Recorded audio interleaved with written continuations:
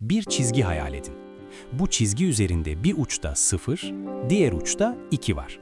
Şimdi bu çizgi üzerinde yürüyorsunuz. İlk adımda tam ortasına gidiyorsunuz. Sonra kalan mesafenin yarısı kadar gidiyorsunuz. Bir kez daha, yine yarıya. Her seferinde adım küçülüyor. Ama fark edin, hiçbir adım sizi tam olarak hedefe ulaştırmıyor. Yaklaştıkça hala küçük bir boşluk var. Ama matematik burada devreye giriyor. Eğer bu adımları sonsuza kadar devam ettirirseniz, işte o boşluk artık yok olur. Tek tek hiçbir adım hedefe değmez. Ama sonsuz adımın toplamı sizi tam hedefe götürür. İşte buna limit diyoruz. Bu matematiğin en güçlü fikirlerinden biridir. Şimdi bunu sayı doğrusu üzerinde somutlaştıralım. Hedefimiz diyelim ki 1 sayısı. Başlangıçta 0'dayız. Her adımda kalan mesafenin yarısı kadar gidiyoruz. Başta mesafe 1 birim, sonra yarım, sonra çeyrek, sonra 8'de 1. Mesafe sürekli küçülüyor. Gittikçe sıfıra yaklaşıyor. Ama hiçbir adım tam 0 olmuyor. İşte limit tam olarak bu. Bir değer, ona hiç ulaşamasan bile ona sonsuz derecede yaklaşabilirsin.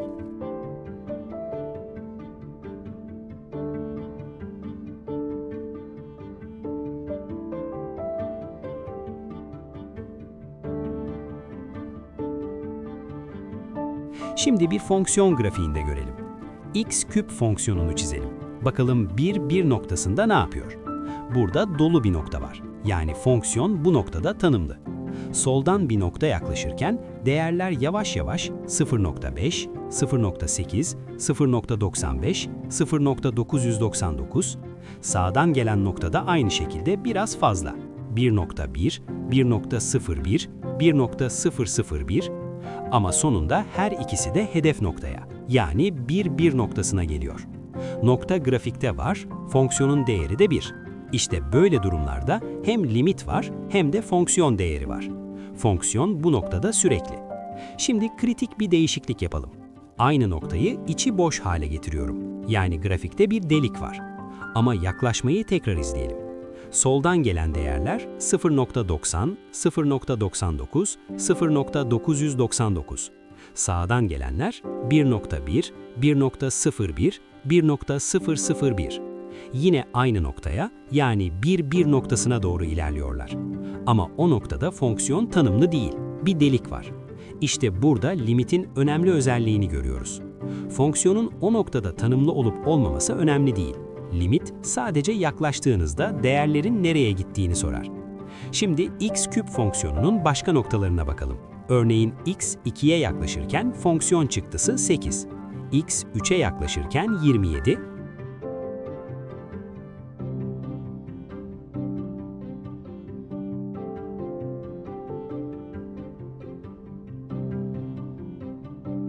X 4 olunca 64.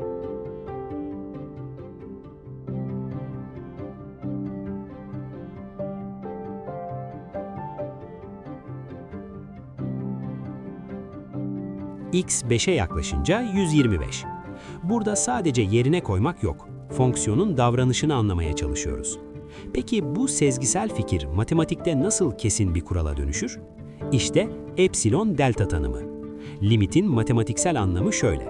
Her epsilon büyüklüğündeki hata için bir delta mesafesi bulunabilir. Şöyle düşünün. C noktasındaki fonksiyon değerlerinin L değerine yaklaştığını göstermek istiyoruz. L'nin etrafında yukarı ve aşağı epsilon kadar bir bant çiziyoruz. Sorumuz şu. X'i C'ye ne kadar yaklaştırmalıyız ki fonksiyon değeri bu bandın dışına çıkmasın? İşte bu yatay mesafeye delta diyoruz. Güzel olan şu, epsilon ne kadar küçük olursa olsun uygun bir delta her zaman bulunabilir. Eğer her epsilon için delta varsa fonksiyonun limiti vardır ve limit L'ye eşittir. Bu tanım aslında şunu söylüyor. Fonksiyon değerini istediğiniz kadar L'ye yaklaştırabilirsiniz. Tek yapmanız gereken X'i C'ye yeterince yaklaştırmak. Ne kadar yakın, epsilon ne kadar küçükse delta da o kadar küçülür. Ama her zaman bulunur. Şimdi örneklere bakalım. Bu örnekleri seçmemin sebebi şu. Her biri limitin farklı bir yüzünü gösteriyor. İlk fonksiyon x kare eksi 1 bölü x eksi 1. X yerine 1 koyduğumuzda 0 bölü 0 yani belirsizlik oluşuyor. Noktada tanımsız, küçük bir delik var. Ama x 1'e yaklaşırken y değerleri kararlı bir şekilde 2'ye gidiyor. Noktada tanımlı olmasa bile limit 2.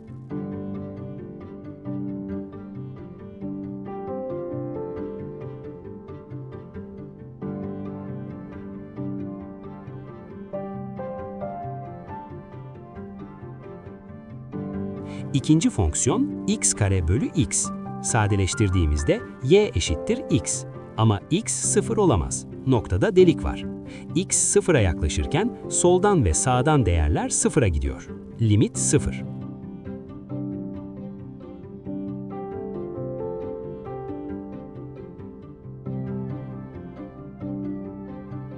Şimdi x kare bölü x limitine tekrardan bakalım.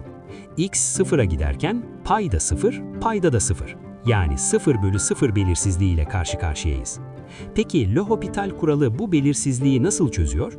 Mantığı aslında çok basit ve tamamen görsel. Bir eğriye yeterince yakından bakarsanız eğri artık eğri gibi görünmez. Dümdüz bir doğru gibi görünür.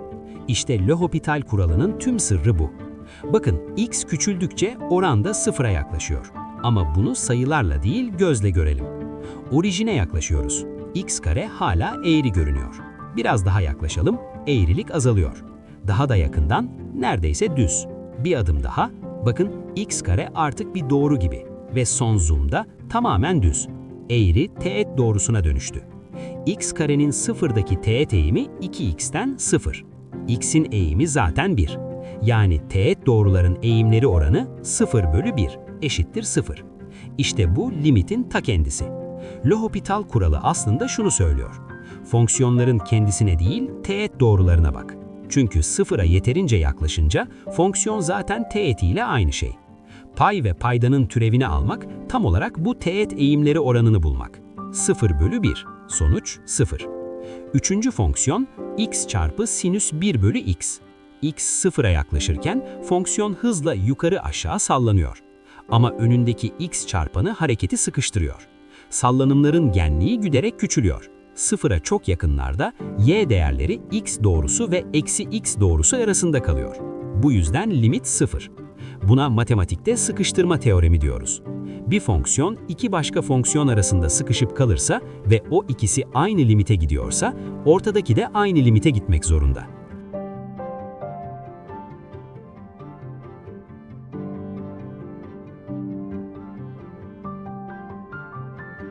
Dördüncü fonksiyon x çarpı sinüs 1 bölü x bölü x.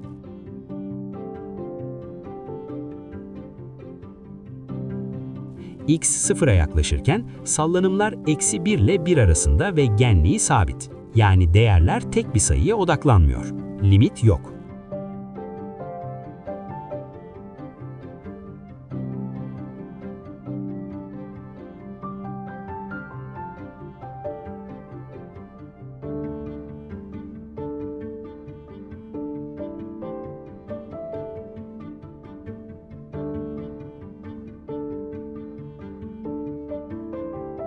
Son olarak limit kavramını 3 boyuta taşıyalım. X ve y değişkenleri var. Fonksiyonumuz x çarpı y küp bölü x kare artı y kare. 0,0 noktasına yaklaşırken fonksiyon nereye gidiyor? Tek değişkende sadece sağdan ve soldan yaklaşmak yetiyordu. Ama iki değişkende sonsuz tane yol var. Bu yüzden işler çok daha zorlaşıyor. X 0 boyunca z 0. Y 0 boyunca z 0.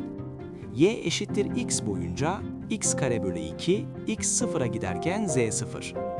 Y eşittir x kare boyunca yine z 0.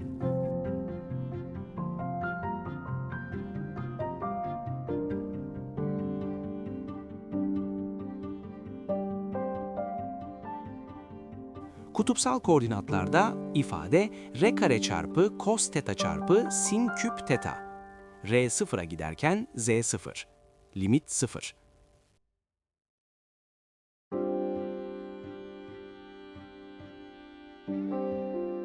İkinci iki değişkenli fonksiyon x kare eksi y kare bölü x kare artı y kare. X 0 boyunca z eksi 1. Y 0 boyunca z 1.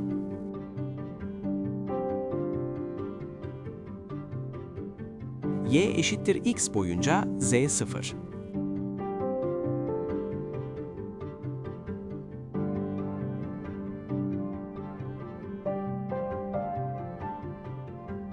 Kutupsal koordinatlarda cos 2 teta. Sonuç açıya bağlı, limit yok.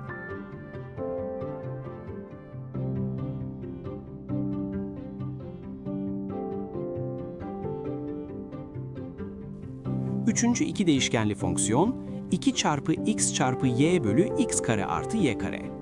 X 0 veya y 0, z 0.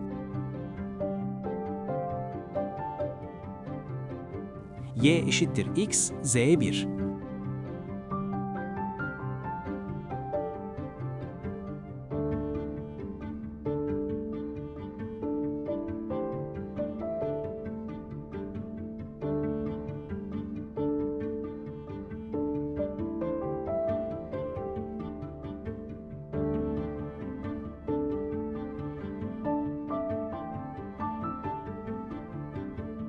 Kutupsal koordinatlarda sin 2 teta.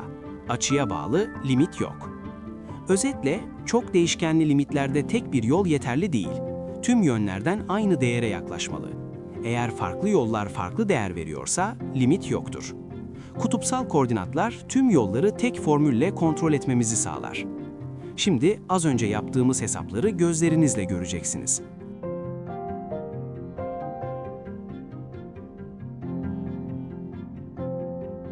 Bu x, y, z ekseni.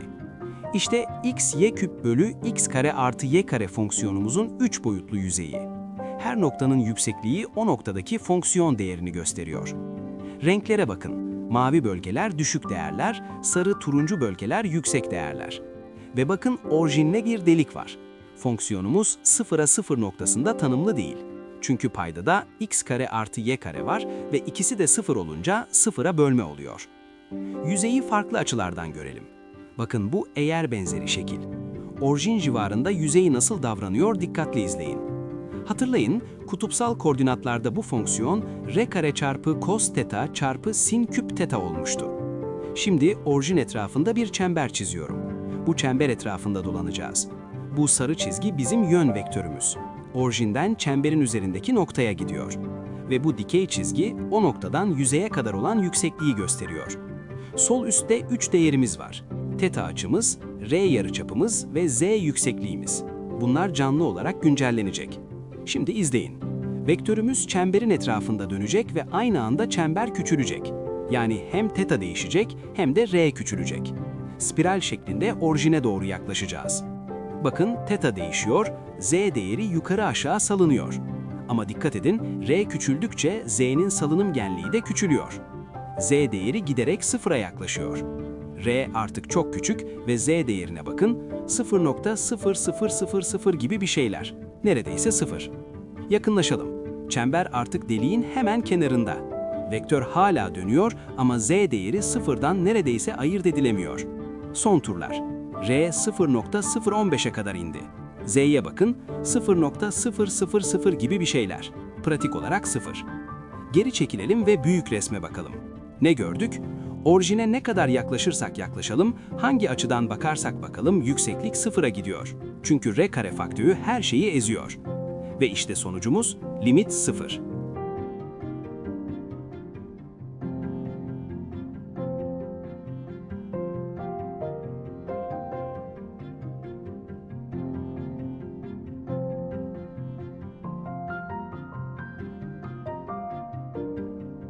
Şimdi sıra ikinci fonksiyonumuzda. X kare eksi y kare bölü x kare artı y kare. Bakın yüzeyin şekli tamamen farklı. Bu bir eğer noktası şekli. Bir yönde yukarı çıkıyor, diğer yönde aşağı iniyor. X ekseni boyunca z artı 1, y ekseni boyunca z eksi 1. Ve yine orijinde deliğimiz var. Tanımsız nokta.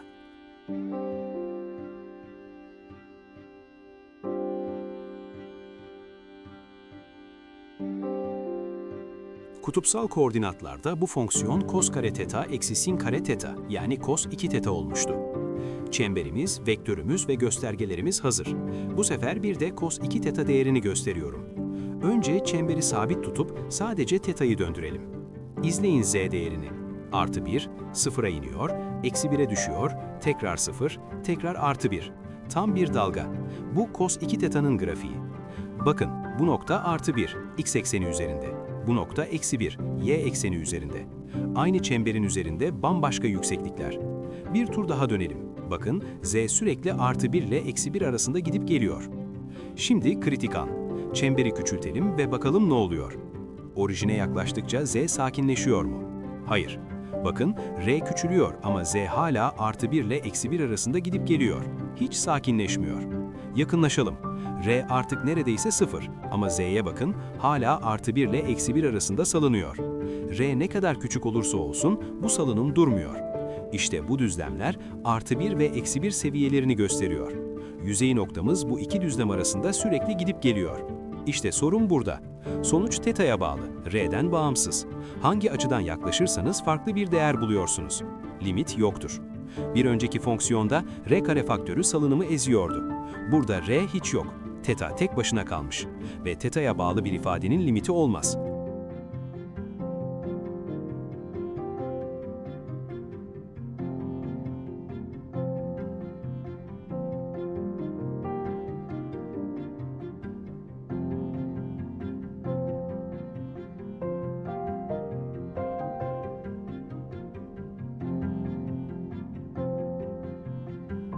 Son fonksiyonumuz 2xy bölü x kare artı y kare.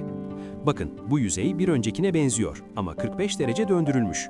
Bir önceki fonksiyonda x ekseni boyunca tepe, y ekseni boyunca çukur vardı. Burada ise y eşittir x doğrusu boyunca tepe, y eşittir eksi x boyunca çukur var. Kutupsal koordinatlarda bu sin 2 teta olmuştu. 45 derecelik faz farkı. Göstergelerimiz hazır. Bu sefer sin 2 teta değerini takip ediyoruz. İzleyin. Teta 0'da z 0. Teta 45 derecede z artı 1'e çıkıyor. 90 derecede tekrar 0, 135 derecede -1. Bu sin 2 teta'nın grafiği. Bakın 4 kritik nokta. Y eşittir x doğrusu üzerinde +1, y eşittir eksi x üzerinde -1. Eksenler üzerinde ise 0. İşte bu yüzden eksenler boyunca denediğimizde hep 0 bulmuştuk ama yanılmıştık. Çemberi küçültelim. R azalıyor ama z'ye bakın yine aynı hikaye. R küçülüyor ama salınım durmuyor. Sin 2 teta'da da R yok. Sonuç tamamen açıya bağlı.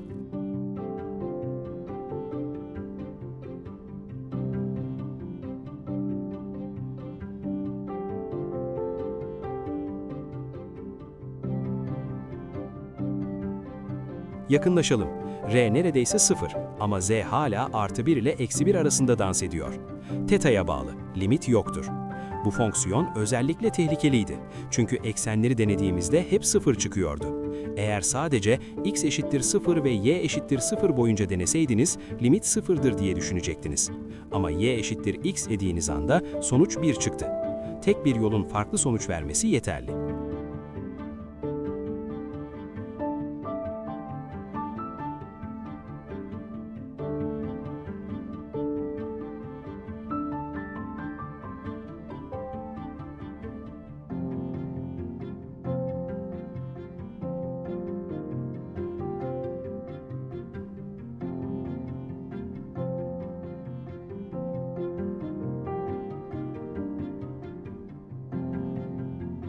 Şimdi limiti olan fonksiyonumuza geri dönelim ve farklı bir bakış açısı kullanalım. Bu sefer belirli bir yolda yürüyeceğiz.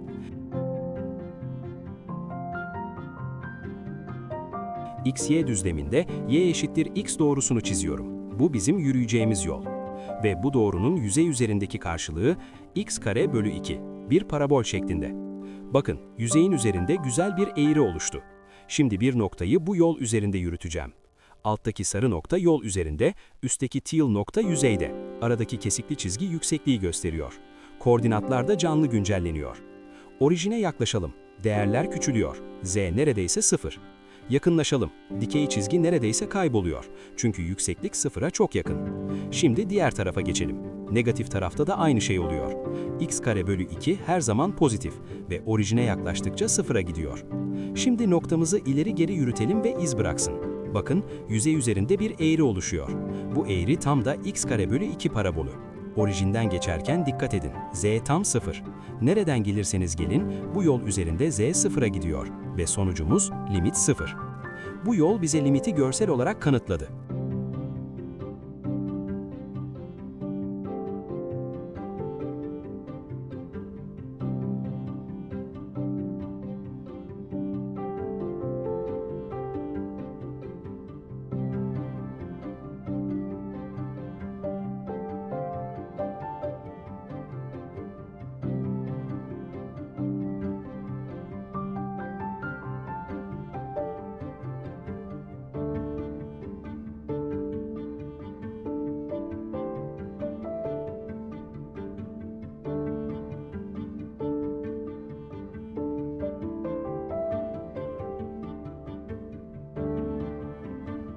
Şimdi limiti olmayan fonksiyonumuza girelim ve neden limitin olmadığını yollar üzerinde görelim.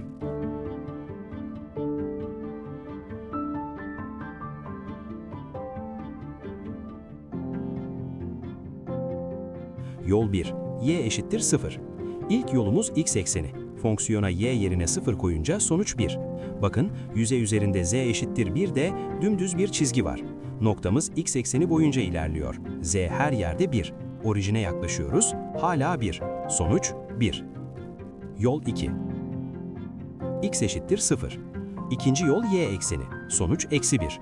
Bakın, bu sefer yüzey üzerindeki çizgi z eşittir eksi 1'de. Nokta yaklaşıyor. Hep eksi 1. İşte burada durup düşünelim. Aynı noktaya yaklaşıyoruz ama bir yoldan gidince 1, diğer yoldan gidince eksi 1 buluyoruz. Bu tek başına limitsizliğin kanıtı. Ama devam edelim. Y eşittir x boyunca z her yerde 0. 3 yol, 3 farklı sonuç. 1, eksi 1 ve 0.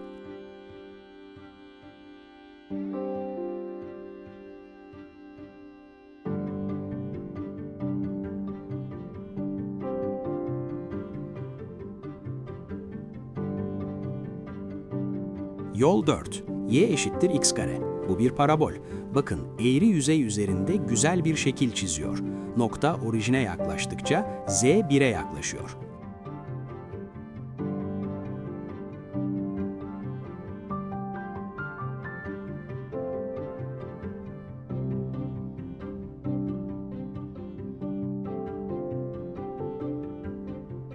Şimdi hepsini aynı anda görelim. Mavi, z eşittir 1'de. Turuncu, z eşittir eksi 1'de. Teal, z eşittir 0'da. Mor yine 1'e yaklaşıyor. Aynı noktaya gidiyoruz ama yükseklikler tamamen farklı. Farklı açılardan bakın, eğer noktasının yapısını görüyorsunuz. Bir yöne doğru tepe, diğer yöne doğru çukur ve çaprazda düz. Limit yoktur. Yoldan yola sonuç değişiyor. Fonksiyonun orijin civarındaki davranışı belirsiz. Son görselleştirmemiz 2xy bölü x kare artı y kare. Bu sinsi fonksiyon.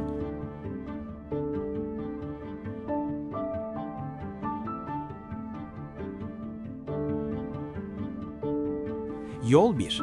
Y eşittir 0. X ekseni boyunca z her yerde 0. Noktamız düz gidiyor, hiç yukarı çıkmıyor.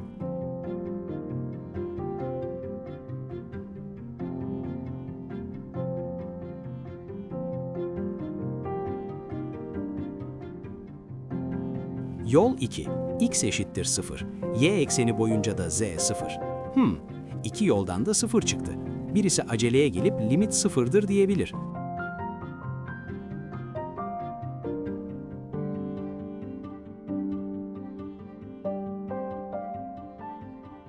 Ama durun. Yol 3. Y eşittir x. Sürpriz. Y eşittir x deneyelim, sonuç 1. Bakın dikey çizgiye. Her yerde aynı yükseklikte. Z eşittir 1. Orijine yaklaşıyoruz, hala 1. İşte tuzak buradaydı. Eksenler boyunca 0 ama y eşittir x boyunca 1. 0, 1'e eşit değil. Yol 4. Y eşittir x kare boyunca z tekrar 0'a gidiyor. Ama artık biliyoruz ki y eşittir x yolunda 1 çıktı. Bir tane bile farklı sonuç yeterli.